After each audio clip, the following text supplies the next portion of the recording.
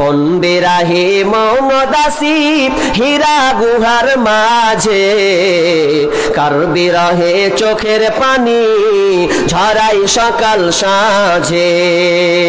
কোন বিরাহি মৌন দাসী হীরা গুহার মাঝে, কার বিরহে চোখের পানি ঝরাই সকাল সাঁঝে। কি সাধনায় মগ্ন হলো কার বা প্রেমে মন মজিল, কি সাধনায় মগ্ন হলো কার বা প্রেমে মন মজিল, কার বা প্রেমে আকুল আশা অন্তরে তার বাজে। কোন বিরাহি চোখের পানি ছড়াই সকাল সাঁঝে। কিসের বোঝা বহন করে গড়ল তারে যত্ন করে, কিসের বোঝা বহন করে গড়ল তারে যত্ন করে, প্রভু তারে করল বরণ সারা ভুবন মাঝে। কোন বিরাহি মৌন দাসী হীরা গুহার মাঝে, কোন বিরাহি মৌন দাসী হীরা গুহার মাঝে, কার বিরহে চোখের পানি ঝরাই সকাল সাঁঝে। হঠাৎ হলো জানা জানি কানা কানি, হঠাৎ হলো জানা জানি কানা কানি, আসলো প্রিয় অসীম বাণী। হঠাৎ হলো জানা জানি কানা কানি, আসলো প্রিয় অসীম বাণী। আধার ধরা আলো হলো কোরআনে নূরের কাজে। কোন বিরাহি মৌন দাসী হীরা গুহার মাঝে, কোন বিরাহি মৌন দাসী হীরা গুহার মাঝে, কার বিরহে চোখের পানি ঝরাই সকাল সাঁঝে। ঘুমায় যাইবে তুমি চিরজনমের মতো, আর তো কোনো দিন ফিরে আসবে না, আর তো কোনো দিন ফিরে আসবে না। ঘুমায় যাইবে তুমি চিরজনমের মতো, আর তো কোনো দিন ফিরে আসবে না। সময় আছে তোমার করো ইবাদত, এ দুনিয়া মুসাফির খানা, আর তো কোনো দিন ফিরে আসবে না। বারে বারে ডাকিছে এই খবর আসিছে, যেতে হবে কবরে ভুলে যেও না, আর তো কোনো দিন ফিরে আসবে না। ঘুমায়ে যাইবে তুমি চিরজনমের মতো, আর তো কোনো দিন ফিরে আসবে না। মালাকুল মউত আসিবে তোমাকে না ছাড়িবে, পাইবে না রেহাই থাকিবে না উপায়, নিয়ে যাবে তোমায় ছেড়ে দেবে না, আর তো কোনো দিন ফিরে আসবে না, আর তো কোনো দিন ফিরে আসবে না। যখন তুমি মরিবে ভাই বন্ধু আসিবে, যখন তুমি মরিবে ভাই বন্ধু আসিবে, এক নজর দেখিবে ফিরে চলে যাইবে, বন্ধুর ভালোবাসা সঙ্গে যাবে না, আর তো কোনো দিন ফিরে আসবে না, আর তো কোনো দিন ফিরে আসবে না। ঘুমায়ে যাইবে তুমি চিরজনমের মতো, আর তো কোনো দিন ফিরে আসবে না। পুত্র স্বজন আসিবে পাশে বসে কাঁদিবে, কানে তুমি শুনিবে কথা বলার উপায় রবে না। আর তো কোনো দিন ফিরে আসবে না, আর তো কোনো দিন ফিরে আসবে না। মালাকুল মউত আসিবে তোমাকে না ছাড়িবে, বলিবে ছেড়ে দাও আর দুনিয়ায় করিব না গুনাহ। আর তো তোমায় কোনো দিন ছেড়ে দেবে না, ঘুমায়ে ঘুমায়ে যাইবে তুমি চিরজন্মের মতো। আর তো কোনো দিন ফিরে আসবে না, আর তো কোনো দিন ফিরে আসবে না। নামাজ পড়ো রোজা রাখো কালমা পড়ো তো ইবাদত করো, নামাজ পড়ো রোজা রাখো কালমা পড়ো তো ইবাদত করো, কবরেতে পাবে তুমি সান্ত্বনা। আর তো কোনো দিন ছেড়ে দেবে না, ঘুমায়ে ঘুমায়ে যাইবে তুমি চিরজন্মের মতো। আর তো কোনো দিন ফিরে আসবে না, আর তো কোনো দিন ফিরে আসবে না। मुझे को फवालो मुसाफिर न समझो, मैं आया नहीं हूँ बुलाया गया हूँ। मुझे को फवालो मुसाफिर न समझो, मैं आया नहीं हूँ बुलाया गया हूँ।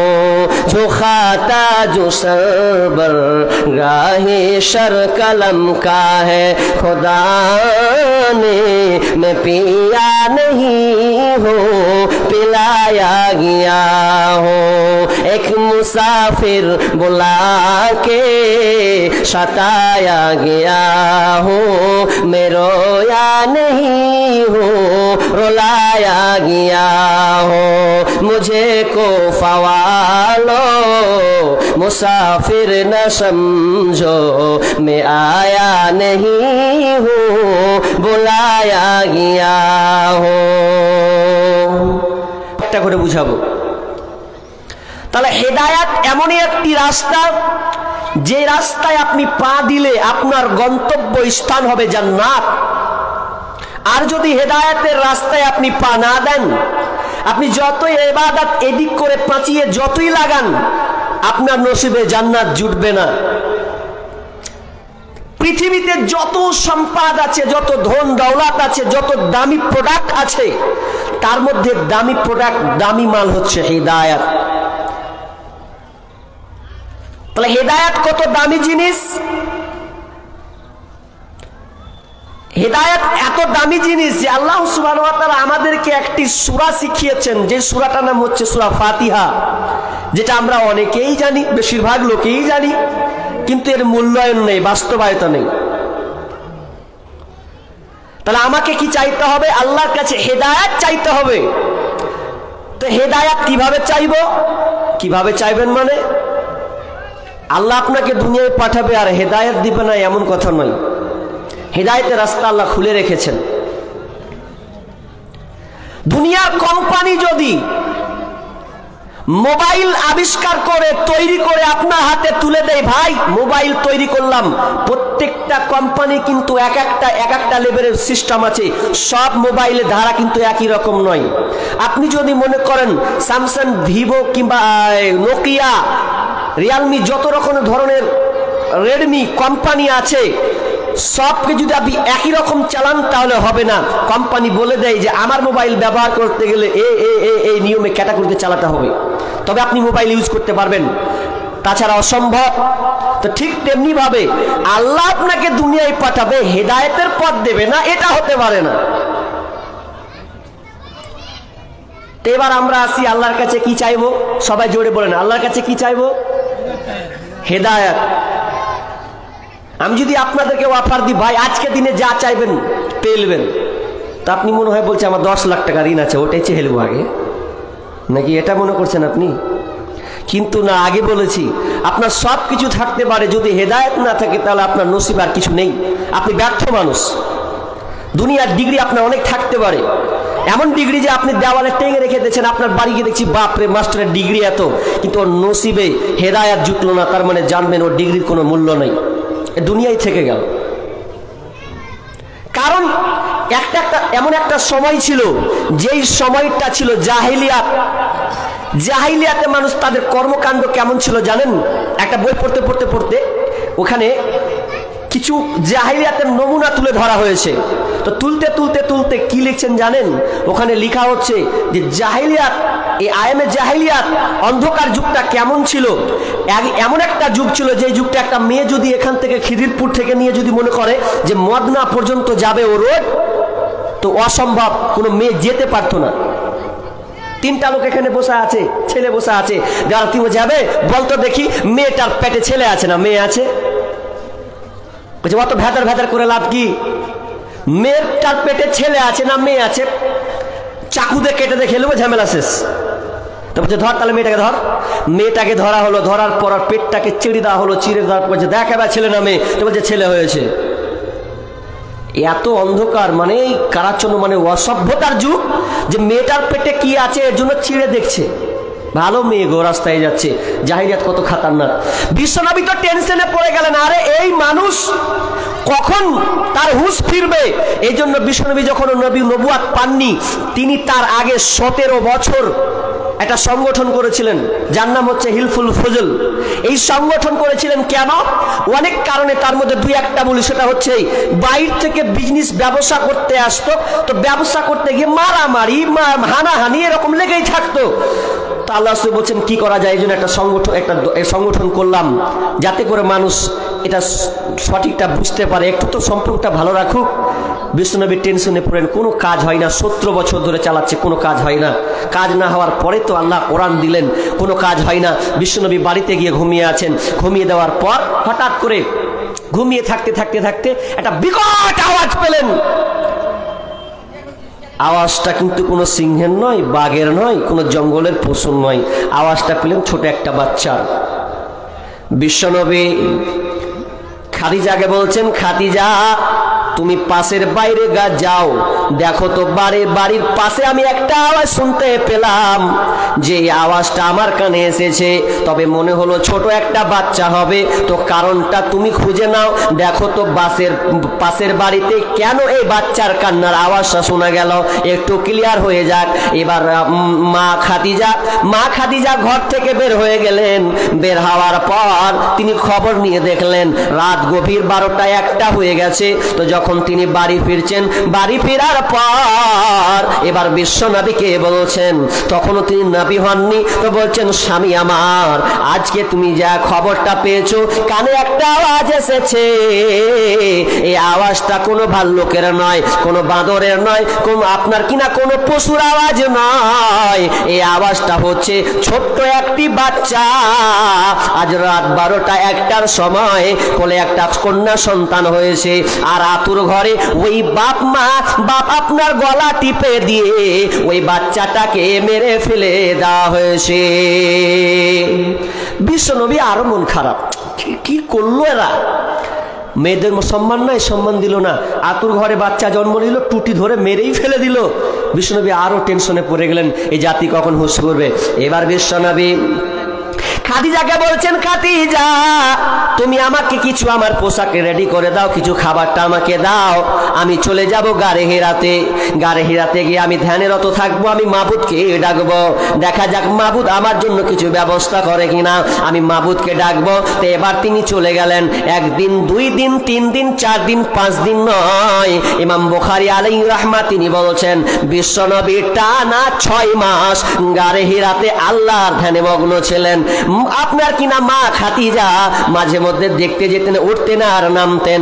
এ করে করে করে করে আপনি শেষ পর্যন্ত 6 মাস কমপ্লিট হওয়ার পর এবার আল্লাহ তাআলা কোরআনের আয়াত নাজিল করলেন। বিশ্বনবীর সাধনার ফলে, টানা 6 মাসের সাধনার ফলে এবার আল্লাহ তাআলা কোরআন আমাদের দান করলেন। তো কেন দিলেন? কেন দিলেন? যাতে মানুষ হেদায়েতের রাস্তাটা খুঁজে পায়, নিজের আপনার কিনা জান্নাতের গন্তব্য সে যেন বুঝতে পারে, বাপ মায়ের তারতম্য যেন করতে শিখে, সমাজের সঙ্গে যেন চলতে পারে।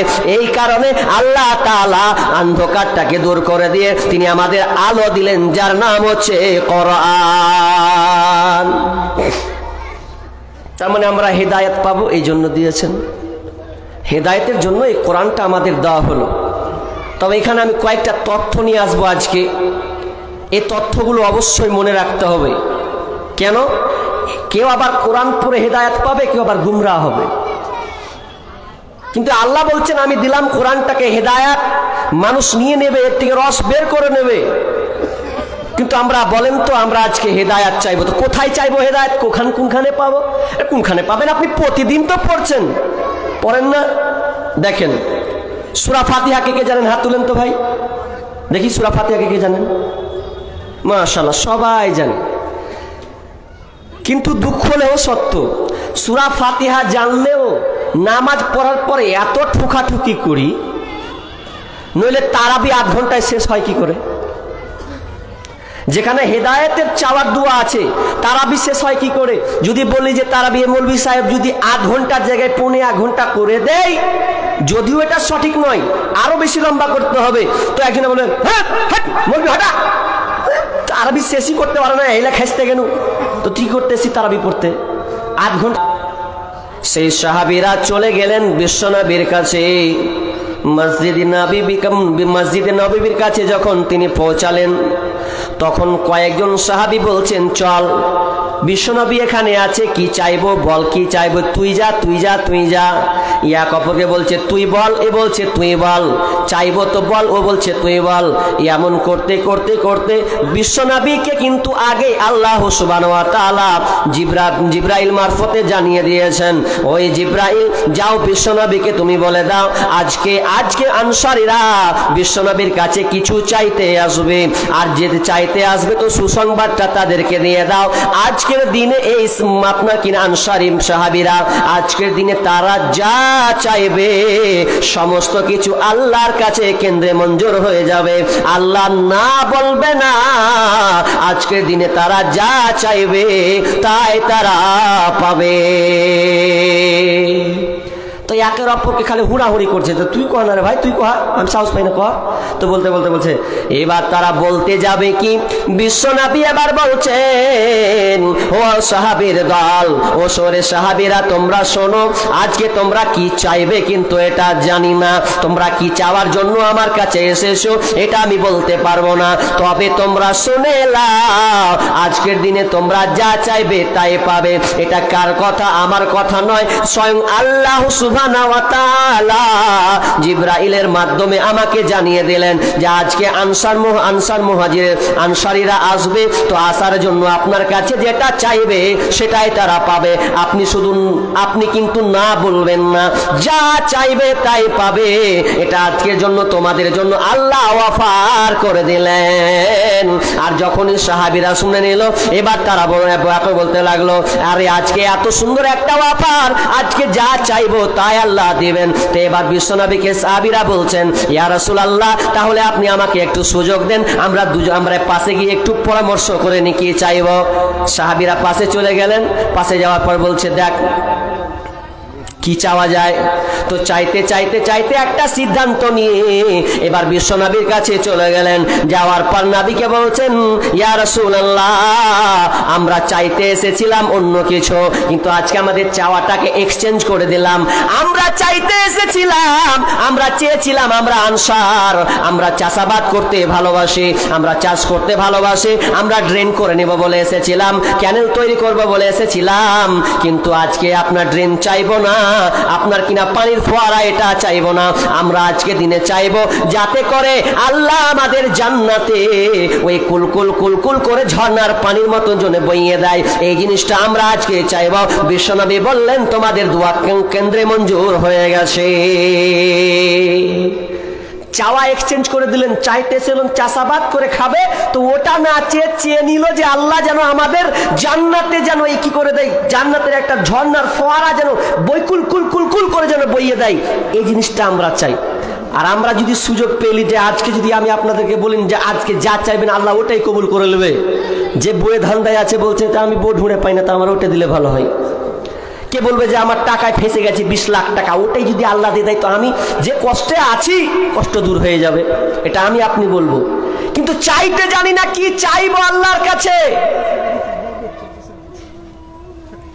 চাওয়ার প্রসেসিংটা শিখুক। রাবিয়া বিন কাব, যেমন আমরা জানি যে আনাস বিন মালিক রাদিয়াল্লাহু তাআলা আনহু যেমন খাদেম ছিলেন আল্লাহ রাসূলের, ঠিক তেমনি ভাবে রাবিয়া বিন কাবও খিদমত করতেন। তো রাবিয়া বিন কাব একদিন খিদমত করার জন্য আল্লাহ রসুলের ঘরে থেকেই গেছেন। কেন? যে রাত্রে আল্লাহ রসুল তাহাজ্জুদের সালাত পড়বে, আর যখনই কোনো লোটা বা আর কোনো পানির পাত্রতে হাত দিবে তো ওটা আমি যেমনই উঠবে তেমনই আগিয়ে দেবো, এই চিন্তাধারা।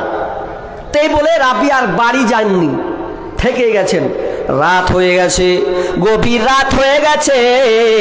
বিশ্বনবী এবার বিছানা ছেড়ে উঠছেন তাহাজ্জুদের সালাতের জন্য।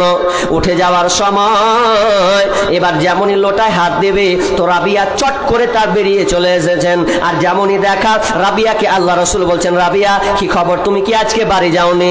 রাবিয়া বলছেন, ইয়া রাসূলুল্লাহ, আমি আজকে নিয়ত করেছি আজকে বাড়ি যাব না। আজকে আমি নিয়ত করেছি আপনি রাতে উঠবেন, আর উঠে আপনি তাহাজ্জুদের সালাতের জন্য দাঁড়াবেন। আপনার পানির প্রয়োজন আছে, এই জন্য আমি আপনার লোটাটা পানি দিয়ে আপনাকে আগিয়ে দেব। আপনি উজু করবেন, তাহাজ্জুদে আপনি দাঁড়িয়ে যাবেন। এই জন্য আজকে টার্গেট নেওয়ার কারণে বাড়ি যাই নাই। বিশ্বনবী বললেন, রাবিয়া, তোমার এই আচরণ, তোমার এই কথা শুনে আমাকে এত ভালো লেগেছে, এত আমাকে আনন্দিত করলি রে রাবিয়া। তো শুনে লাও, তোমার এই কাজটা দেখে এত মুগ্ধ, তো তুমি শুনে লাও, আজকের দিনে তুমি যা চাইবে তাই তুমি পাবে। রাবিয়াকে বলে দেওয়া হলো, রাবিয়াকে বলে, রাবিয়া, তোমার কাজে আমি মুগ্ধ হয়ে গেলাম, আজকের দিনে তুমি যা চাইবে তাই আমার কাছে পাবে। এবার কি করলেন রাবিয়া, আবার ভাবতে ভাবতে বলে ফেললেন, ইয়া রাসূলুল্লাহ, তাহলে আমি আপনার সঙ্গে জান্নাতে থাকতে চাই। বিশ্বনবী একটু মুচকি হাসি মারলেন, রাবিয়া, তুমি এমন জিনিস চেয়েছো আমার কাছে, এই চাওয়াটা তোমাকে কে ভাবালো বলো? রাবিয়া বলছেন, ইয়া রাসূলুল্লাহ, আমাকে কেউ ভাবাই নাই, আমি নিজে নিজে ভাবলাম আজকে আমি এমন জিনিস চাইবো রে, যে জিনিসটা চাইলে যেন শেষ না হয়, এর আবাদান আবাদান যেন থেকে যায়। তো আমি চিন্তা করলাম দুনিয়ার কিছু না আছে, আমি আপনার সঙ্গে জান্নাতে থাকতে চাই। এবার বিশ্বনবী দেখেন যে এমন সাহাবী, এই সাহাবীর জীবনে আপনি খুলবেন রাবিয়া বিন কাবের জীবনে, এত খাতারনাক একজন গরিব সাহাবী, কিন্তু আল্লাহওয়ালা দিনদারি একজন সাহাবী। সেই সাহাবীর কিন্তু সুযোগ ছিল, যেই সাহাবীর সেই সময় ভালো বাড়ি ছিল না, ভালো গাড়ি ছিল না, আপনার কিনা পরনে পোশাক ভালো ছিল না, 3 বেলা ঠিক মতন খেতে পেতেন না। আর ওই সময় আল্লাহ রাসূল বলছেন, রাবিয়া রে, তুমি আজকে যা চাইবে তুমি তাই পাবে। তো রাবিয়া এই দুনিয়া জিনিস না আছে, যার আপনার কিনা পোশাকের অভাব ছিল, খাওয়ার অভাব ছিল, এই জিনিসগুলো না আছে, সংজ্ঞায় বিশ্বনবীকে বলে দিলেন, আমার আর চিন্তা নাই, আমি সরাসরি বলে দিলাম, ইয়া রাসূলুল্লাহ, আমি আপনার সঙ্গে জান্নাতে থাকতে চাই। তখন বিশ্বনবী শেষ উত্তর দিলেন, রাবিয়া, তুমি আমার সঙ্গে যদি জান্নাতে থাকতে চাও তাহলে তোমাকে বেশি বেশি করে সিজদা করতে হবে, তাহলে তুমি আমার সঙ্গে জান্নাতে থাকবে। চাওয়ার প্রসেসিং দেখেন, এত সুযোগ পাচ্ছে, দুনিয়ার কিছু চাই না গো, জান্নাতে বিশ্বনবীর সঙ্গে থাকতে চাইছেন। আর আমরা এখন পর্যন্ত চাওয়ার সিস্টেমই শিখলাম না। তা আল্লাহ বলছেন, চাইবি কি তোরা, চল তোদের চাওয়ার সিস্টেম। আমরা সূরা ফাতিহা বলি না, তারাবির সময় কত যে ইমাম আলহামদুলিল্লাহ কি যে বলে না বলে, জল্লিনা আমিন চলে গেল না সূরাতে। সূরা ফাতিহা ঠিক মতন বললো না তারাবিকে তাড়াতাড়ি করার জন্য। কিন্তু এ জানলো না যে আল্লাহ তাআলা প্রত্যেক সেন্টেন্সে প্রত্যেক আয়াতে উত্তর দেন কিভাবে। যখন বান্দা বলে আলহামদুলিল্লাহি রাব্বিল আলামিন, আমার আল্লাহ সাত আসমান থেকে বলে আমার বান্দা আমার প্রশংসা করেছে। আলহামদুলিল্লাহি রাব্বিল আলামিন মানে সমস্ত প্রশংসা যিনি সারা জাহানের প্রতিপালক, তার মানে আল মানে সমস্ত, হামদ মানে প্রশংসা, লিল্লাহ মানে আল্লাহর জন্য, সমস্ত প্রশংসা আল্লাহর জন্য যিনি সমস্ত জাহানের প্রতিপালক। এবার আমার আল্লাহ বলছেন আমার বান্দা আমার প্রশংসা জ্ঞাপন করেছে। আল্লাহ উত্তর দেন আমার বান্দা আমার প্রশংসা করেছে। যখন বান্দা বলে আর রহমানির রহিম, যখন বান্দা আর রহমানুর রহিম যখন পড়ে আল্লাহ উত্তর দেয় যে আমার বান্দা আমার গুণগান বর্ণনা করেছে। যখন বান্দা বলে মালিক ইয়াউমিদ্দিন, তখন আল্লাহ উত্তর দেয় আমার বান্দা আমার ক্ষমতা বর্ণনা করেছে। যখন বান্দা বলেন ইয়াকা না'বুদু ওয়া ইয়াকা নাস্তাঈন, তো তার মানে আল্লাহর কাছে সাহায্য চেয়েছে। আমরা একমাত্র আল্লাহর ইবাদত করি এবং আল্লাহর কাছে সাহায্য চাই। এটা যখন আপনি বললেন তো আমার আল্লাহ বলছেন আমার বান্দা আমার কাছে চেয়ে বসেছে। যে আমার আল্লাহ বলছেন বান্দারে তুই আমার কাছে কি চাইবি, তুই তো জানিস না, আমি আল্লাহ তোকে শিখিয়ে দিলাম। তুই চাইবি ইহদিনাস সিরাতাল মুস্তাকিম, তুই আমার কাছে হেদায়েতের রাস্তা চাইবি। ইহদিনাস সিরাতাল মুস্তাকিম, হে আল্লাহ তুমি আমাকে হেদায়েতের পথে চালাও। তাহলে সূরা ফাতিহাতে হেদায়েতের কথা আছে, হেদায়েত ওখানে লুকিয়ে আছে। এবার চলেন আমি আপনাকে বলবো সূরা বাকারার প্রথম থেকে স্টার্ট করেছি, সময় সংকীর্ণ থাকার কারণে আমি কেটে পড়লাম আর দেখাতে গেলাম না। কি আমি সূরা বাকারার প্রথম এক ধারাবাহিক প্রায় এক রুকুর কাছাকাছি পড়ে ফেলেছি, তো ওই জিনিসটি আপনাকে আমি বুঝাবো, একটু বুঝার অনুধাবন করুন। আল্লাহ বলেন আলিফ লাম মিম, এই অর্থ কেবল আল্লাহ তাআলা জানেন, পৃথিবীর কেউ জানে না। যালিকাল কিতাবু লা রাইবা ফীহি, এটা এমন একটি কিতাব, এটা এমন একটি গ্রন্থ যার মধ্যে কোনো ভুল নাই, সংশয় নাই। এটা এমন একটা গ্রন্থ যে গ্রন্থের মধ্যে আপনি ভুল পর্যন্ত বের করতে পারবেন না। যদি ভুল বের করার চেষ্টা করেন তো আপনি পারবেন না ভুল বের করতে। পৃথিবীর অনেক মনীষী, অনেক দার্শনিক, অনেক স্কলার যারা আপনার কিনা খ্রিস্টান, হিন্দু, তারা চেষ্টা করেছে কোরআনের ভুল বের করবে। যেমন করেন আপনার কিনা ওই মিস্টার গ্যারি মিলার, সে চেষ্টা করেছিল যে আমি কোরআনের ভুল বের করতে করেই ছাড়ব। খ্রিস্টান আমার ধর্মগ্রন্থ, এই খ্রিস্টানে এত কিছু ভুলে ভরা আর কোরআনে ভুল থাকবে না, এটা হতে পারে না। তো মিস্টার গ্যারি মিলার তিনি কি করলেন, কোরআনের ভুল বের করার জন্য তিনি বলছেন আমি কোরআন ভুল বের করেই ছাড়ব, জাতিকে আমি বুঝিয়ে দেব। তো কোরআনকে স্টার্ট শুরু করেছেন সূরা ফাতিহা বলার পরে তিনি সূরা বাকারা স্টার্ট করেছেন। যেমন পড়েছে যালিকাল কিতাবু লা রাইবা ফীহি, আর যেমন এই আয়াতটার অর্থ দেখা সে এক ধাক্কা খেয়ে নিয়েছে। প্রথমে এক ধাক্কা আরে চ্যালেঞ্জ করলাম কোরআনকে, পাল্টা কোরআন আমাকে চ্যালেঞ্জ করছে। এটা তো যেমন তেমন গ্রন্থ হতে পারে না, কোনো গ্রন্থ তো এইভাবে চ্যালেঞ্জ করে নাই, একমাত্র কোরআন চ্যালেঞ্জ করেছে। সারা পৃথিবীকে চ্যালেঞ্জ থাকলো ফাতু বিসূরাতিম মিসলি, ছোট্ট একটি আয়াত, ছোট্ট একটা সূরা তোমরা তৈরি করে দেখাও। আয়াত তো দূরে বা সূরা তো দূরের কথা, আয়াত পর্যন্ত তোমরা তৈরি করতে পারবে না। ওই মিস্টার গ্যালি মিলার, আপনার ডক্টর মেয়ার গ্যালি মিলার, তিনি আশ্চর্য হয়ে গেলেন। এ করতে করতে করতে করতে কোরআনে আয়াত খুলতে খুলতে খুলতে তিনি দেখলেন আপনার কিনা একটা আয়াত পেয়ে গেলেন সূরা বাকারার মধ্যে, যে আয়াতটা বলছেন ওয়াইদ ক্বালা রাব্বুকা লিল মালাইকা ওয়াইদ কুননা লিল মালাইকাতি যুদু লি আদামা ফাসাজাদু ইল্লা ইবলিস এই ইয়ারি মিলার আয়াতটা বলছেন, আয়াতটা হচ্ছে এরকম, আল্লাহ সুবহানাহু ওয়া তাআলা বলছেন আমি মানুষকে প্রতিনিধি বানিয়ে দিলাম, প্রতিনিধি বানালাম, আমি তাদেরকে খলিফা বানালাম।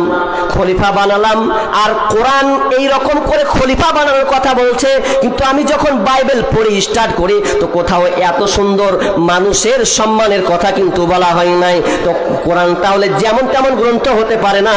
তিনি আশ্চর্য হয়ে গেলেন। কোরআন পড়তে পড়তে শেষ পর্যায়ে যখন মারিয়ামের ঘটনার দিকে চলে গেলেন, তিনি আফসোস করতে লাগলেন, আহারে যে আপনার কিনা বাইবেল, সেই বাইবেলে এত সুন্দর করে ঘটনা লেখা নাই।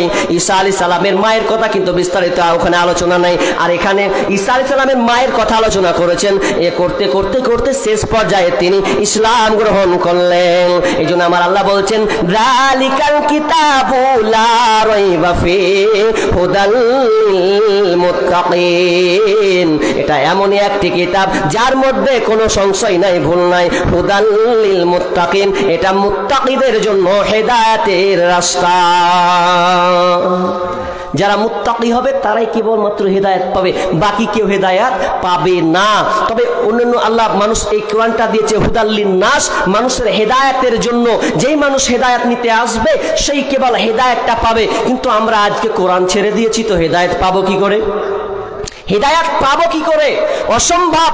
কোরআনকে ছেড়ে দিয়েছি, কোরআন চেয়েছি আমরা, আল্লাহ তুমি আমাদেরকে কিছু দাও, উপায় নাই, রাস্তা নাই। তো আল্লাহ যেমন কোরআন দিলে চিটপাটাং হয়ে শুতে হয়ে গেলেন। আপনি মেহমান ডাকছেন, তো মেহমান ডাকার পরে আপনি মেহমানে যদি খিদমত না করেন তাহলে আপনি ভালো মানুষ? মেহমান তাহলে আপনি কি করতে ডাকলেন? কোরআন চাইলাম আমরা, চিটপাটাং। কোরআন কি বলছে? মুঝে কো ফলো, আমাকে ফলো করো। আমাকে কি ভেবেছো তোমরা? তোমরাই তো আমাকে চেয়েছিলে, এখন দেখছি চাওয়ার পরে তোমরা চিটপাটাং হয়ে শুয়ে আছো। তো এটা কোরআনের সঙ্গে ফাজলামি করা হলো না? মেহমান ডাকার পরে যদি আপনি মেহমানের খিদমত না করেন তো এটা ফাজলামি করা হলো না? কোরআন দিয়েছেন আমাদের হেদায়েতের জন্য। তাহলে কোরআন পড়ে অনেকে হেদায়েত পাবে, আবার অনেকে পড়ে গুমরাহি হবে। হেদায়েত যদি দেয় তো একমাত্র আল্লাহ দেবেন, আল্লাহ ছাড়া কেউ হেদায়েত দিতে পারে না। এটা আমার বানানোর কথা নয়। কোরআন খুলেন, ইউযিল্লু বিহি কাসীরা ওয়া ইয়াহদি বিহি কাসীরা ওয়া মা ইউযিল্লু বিহি ইল্লাল ফাসিকিন। এই কোরআনটা পড়ে অনেক লোক হেদায়েত পাবে, আবার অনেকে গুমরাহি রাস্তা ধরবে। কোরআন পড়ে আবার হেদায়েত পাবে, আবার গুমরাহি পথ চলে যাবে, শয়তানের পথ চলে যাবে। কোরআন হেদায়েত দিতে পারে না, কোরআন হেদায়েতের রাস্তা দেখে। আপনাকে সরকার একটা উদাহরণ দিই। ধরলেন আপনার আপনার অসুখ হয়েছে, আপনি ডাক্তারের কাছে গেলেন। ডাক্তারের কাছে গিয়ে ডাক্তার আপনাকে পেনশনে আপনার ওষুধের যতগুলো লাগে লিখে দিল। লিখে দেওয়ার পর আপনি ওই পেনশনটা নিয়ে, আপনার ওই প্রেসক্রিপশনটা নিয়ে আপনি চলে গেলেন ফার্মেসিতে। ফার্মেসিওয়ালাকে দেখালেন, আপনাকে ওষুধ দিয়ে দিল। এখানে কিন্তু তিনটা জিনিস বোঝার চেষ্টা করেন। একজন লিখে দিল, আর ওটা আপনি নিলেন, নেওয়ার পরে আপনি ওখান থেকে ওষুধ দিলেন। এটা মনে হয় বুঝতে পেরেছেন আশা করি। ঠিক তেমনি হবে আপনি এই যে প্রেসক্রিপশনে যে ওষুধটা লেখা হলো, এটা কোরআন থেকে বিশ্বনবী দিয়ে দিলেন। তার মানে এটা দিয়ে দিলেন, আর ফার্মেসি গেলেন, আপনি ওষুধ নিয়ে নিলেন। তার মানে এই প্রেসক্রিপশনটা হচ্ছে যিনি লিখছেন এই ডাক্তার, বিশ্বনবীকে ডাক্তার ধরলাম, ডাক্তার, আর প্রেসক্রিপশন থেকে ওষুধ দিল। তার মানে ওটা কোরআন, ধরেন কোরআনের একটা আলোর একটা রাস্তা দিল। আর কি হলো? শেষে আপনি অসুস্থ মানুষ, এবার অসুস্থকে করবেন ডাক্তার? জি না, সুস্থ যদি আপনাকে করে আল্লাহ করবেন, এটা মাধ্যম দেওয়া হলো। ঠিক তেমনি ভাবে কোরআন মানুষকে হেদায়েতের রাস্তা দেবে, হেদায়েত নয়। আল্লাহ ছাড়া কেউ হেদায়েত দিতে পারবে না। কোরআনের ক্ষমতা নেই কোনো মানুষকে হেদায়েত। যদি দিত তাহলে যতগুলো নাস্তিক তৈরি হয়েছে আপনি জানেন নাস্তিকদের ব্যাপারে, মুফাসসাল, তারপরে আসিফ মহিউদ্দিন, তারপরে মামুদ, এই কয়েকটা বড় বড় নাস্তিক, এদের আপনি দেখবেন আপনার ব্রেনকে তারা এমন ভাবে উল্টে দেবে আপনি ভাবতে পারবেন না। তার ভিডিওগুলো আমি দেখি। একজন মাসুদ জান্নাম, সে বলছে আমি একজন মাদ্রাসায় পড়াশোনা করেছি, ডিগ্রি পাস করে একজন আলেম হয়েছি। ওই সে বলছে তার কথা উল্টে গিয়ে এখন নাস্তিকতার মধ্যে ঢুকে গেছে, নাস্তিকতা প্রচার করছে। কোরআন পড়ার পরে হেদায়েত পেল না। হেদায়েত কোরআন পড়ে সবাই পাবে না। কত প্রতিষ্ঠান দেখলাম। আর বর্ধমান চলে যান, এটা ইউনিভার্সিটি আছে, সেখানে আরবির কোর্স করানো হয়। আপনি কোথায় যাবেন?